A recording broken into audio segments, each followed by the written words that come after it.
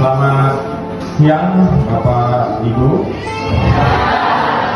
Pertama-tama mari kita senantiasa mengucapkan puji syukur kehadirat Tuhan Yang Maha Esa, karena atas sengaja mungkin agak terdadak karena pas ada waktu kosong tadi pergi ke batalion kavaleri karena ulang tahun yang ke-80. Tadi kami bersama-sama mengucapkan selamat ulang tahun agar sinergitas tetap terjaga dan semakin meningkat. Bapak Ibu, saya selaku Kapolsek Jongkat kurang lebih sudah 8 bulan 24 hari menjabat sebagai Kapolsek Jongkat. Selalu berupaya untuk nantiasa hadir di tengah-tengah masyarakat. Kegiatan-kegiatan juga sudah banyak kami laksanakan. Ya pada intinya itu Bapak Ibu, mungkin dulu polisi ini dikenal arogan, dikenal selalu ingin dilayani, tapi sejak kita reformasi itu paradigma itu sudah mulai dirubah. Dan pada intinya sebenarnya kita lah yang melayani masyarakat. Dalam kesempatan siang hari ini mungkin saya menyampaikan ada beberapa informasi, ada dua. Yang pertama mungkin kaitan dengan informasi mungkin ini tidak terlalu penting bagi Bapak Ibu, tapi setidaknya sebagai bahan informasi bagi kita kaitan dengan akan diberlakukannya KUHP nasional. Kalau mungkin ada yang kuliah di Fakultas Hukum tidak asing, KUHP, Kitab Undang-Undang Hukum Pidana. Nah kalau kita bicara tentang KUHP itu kalau bahasa Jongkatnya tuh WPS, Wet Book Fun Track. Nah itu bahasa Jongkatnya kurang lebih kayak gitu. Jadi itu sebenarnya produk kitab undang-undang yang diwarisi oleh Belanda. Kalau bahasa sederhananya KUHP itu bagaimana aturan kalau Bapak Ibu rumahnya dicuri, polisi itu memproses sesuai isi KUHP. Barang siapa dengan sengaja memiliki barang sebagian atau seluruhnya milik orang lain dengan melawan hak, itu. Terus ada juga mungkin pembunuhan, itu diatur dalam KUHP. Kalau tidak ada KUHP itu maka memproses itu tidak bisa. Nah kalau kita bicara tentang KUHP itu Bapak Ibu 77 tahun sejak tahun 1918 itu diberlakukan di Indonesia. Karena dulu orang Belanda datang ke Indonesia, invasi, jadi dia membawa aturan itu ke dalam negara Indonesia untuk mengatur kaitan dengan hukum pidana. Jadi kalau zaman dulu orang mencuri dan lain sebagainya, itu Belanda itu memberlakukan itu. Sampai Indonesia merdeka 1945, bingung dengan waktu yang cepat itu untuk membuat KUHP juga. Pada akhirnya 1946 Indonesia juga mengundangkan warisan Belanda tadi itu. Dari 1946 sampailah 2023 kemarin, pada akhirnya diberlakukanlah KUHP nasional di tahun 2026 nanti. Itu karya anak bangsa. Sudah lama kita tersandra kaitan dengan aturan-aturan yang memang sebenarnya tidak relevan di negara Indonesia. Dikatakan itu oleh salah satu ahli hukum pidana di Belanda memang menyampaikan bahwa Wetboek van Strafrecht atau KUHP Belanda yang diterapkan di Indonesia itu sudah tidak relevan karena itu produk Belanda dan sebenarnya dari situasi demografi, geografi itu tidak sesuai dengan negara kita. Di Belanda itu wilayahnya wilayah satu daratan, kalau kita kepulauan. Penduduknya dia homogen, kita beraneka ragam suku, agama, dan lain sebagainya. Nah, sehingga pada tahun 2023 kemarin diresmikan Undang-Undang Nomor 1 Tahun 2023 tentang KUHP Nasional. Nah, yang pada intinya memang banyak perbedaan yang saya mau soroti, bahwa ada satu pasal nanti yang akan mengakomodir hukum adat, hukum yang hidup berdasarkan nilai-nilai di masyarakat. Nah, kalau saat ini kan terkadang kalau hukum adat itu kita terkendala. Contoh, misal ada suatu masalah adat dibawa ke polsek, tapi tidak ada aturan di dalam hukum. Namun ada beberapa mungkin yang meminta untuk diproses. Nah, itu yang menjadi kendala bagi kita. Akhirnya minta dititip ke polsek, tidak boleh dilepas. Sedangkan aturan di polsek untuk menangkap orang, mengamankan orang itu waktunya 1 kali 24 jam. Bagaimana ketika dilema itu dihadapkan dengan kepolisian? Nah, makanya di dalam KUHP nasional itu di pasal 2 nanti akan diakomodir hukum adat. Jadi hukum yang tidak diatur dalam KUHP nasional nanti akan diundangkan atau akan diakomodir di dalam perda, peraturan daerah, dan nantinya akan diberikan sanksi. Jadi itu bentuk legitimasi pengakuan daripada negara kaitan dengan hukum pidana positif dalam fokusnya KUHP hukum adat.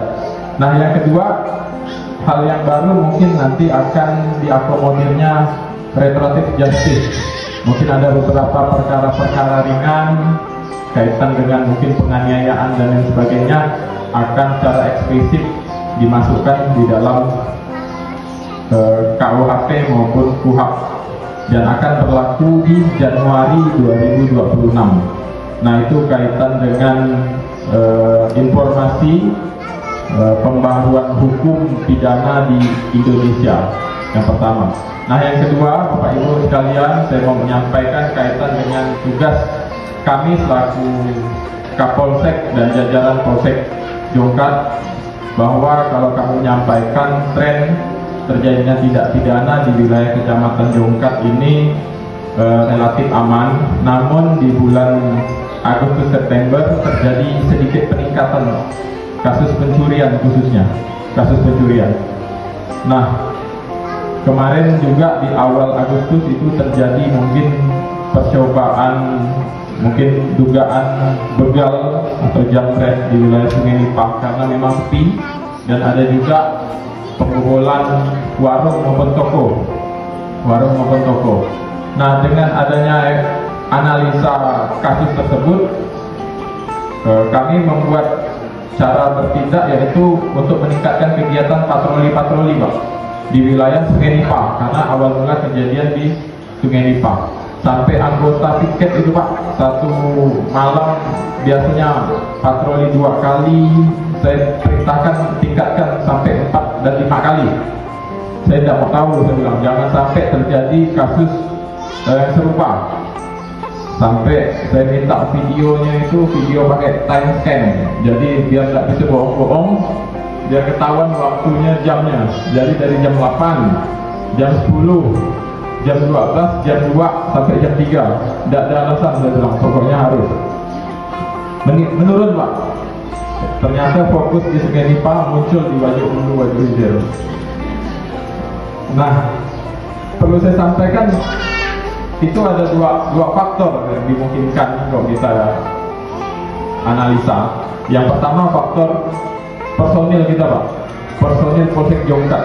Kalau kita bicara dengan Kecamatan Jongkat ini, wilayahnya luasannya itu 280.000 km persegi,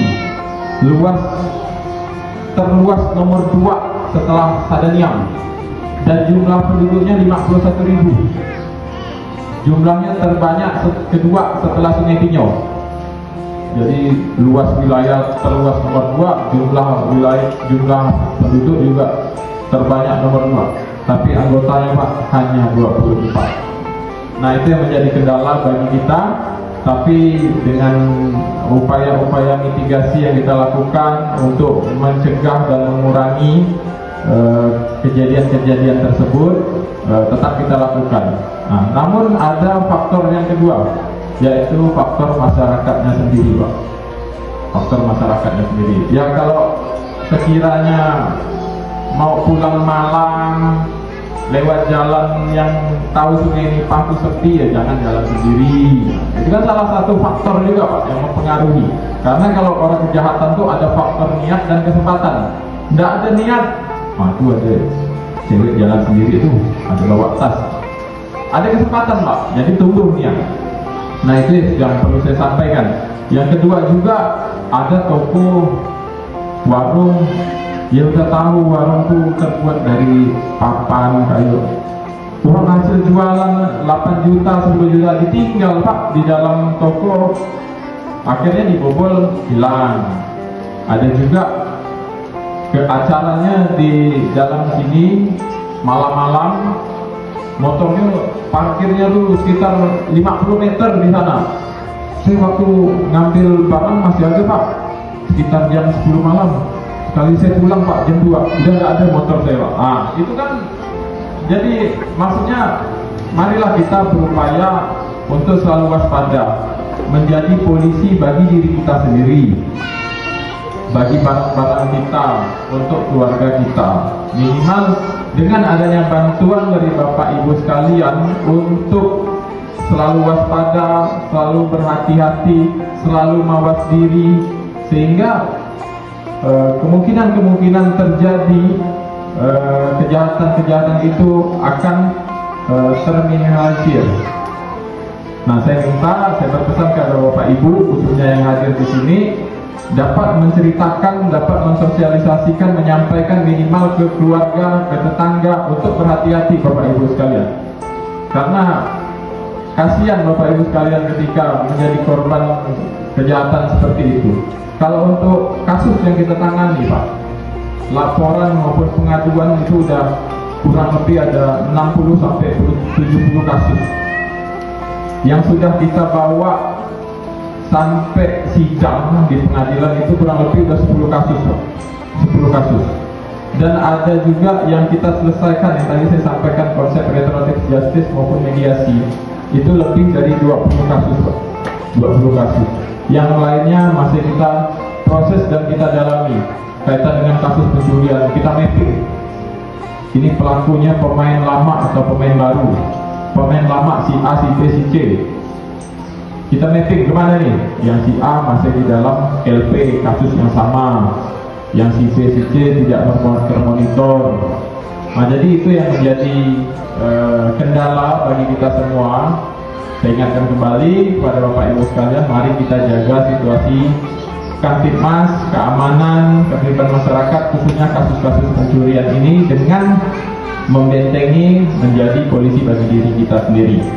Semoga kita yang ada di sini dan masyarakat Kecamatan Jongkar, Mempawah dan Kalimantan Barat senantiasa diberikan keselamatan oleh Tuhan Yang Maha Esa, senantiasa diberikan kesehatan, keselamatan, dan juga yang paling utama kita diberikan kebahagiaan.